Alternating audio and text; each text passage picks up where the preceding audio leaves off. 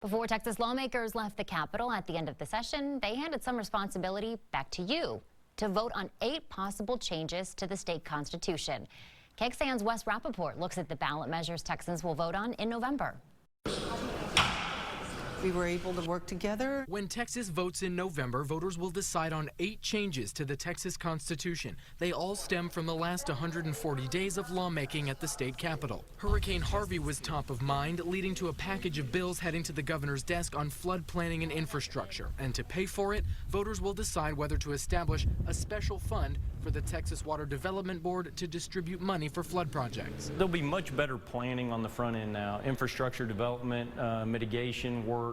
I think, something that really will make a difference down the road if and when, we have additional natural disasters and flood problems. Voters will also choose whether to spend all of the state's sporting goods sales tax on state parks. To date, more than half of that money has been rerouted to other budget items in the last 25 years. We've got a plan for the future.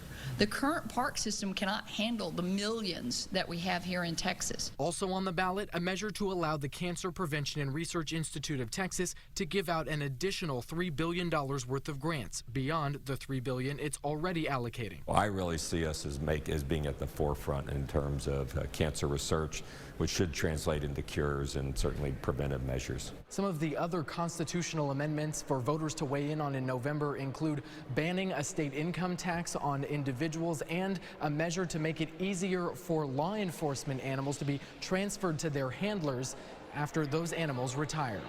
At the Capitol, Wes Rapaport, KXAN News. We may not know the final verdict on some of these bills passed by the Texas lawmakers for almost 3 weeks.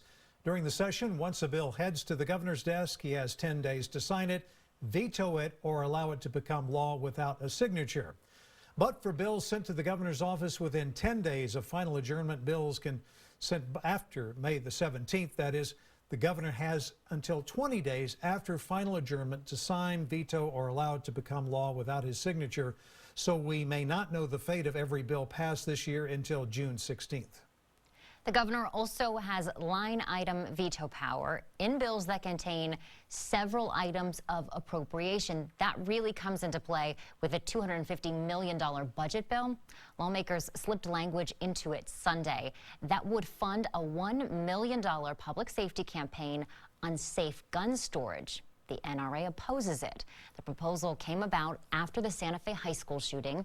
Police say the 17-year-old gunman took his father's weapons from their home.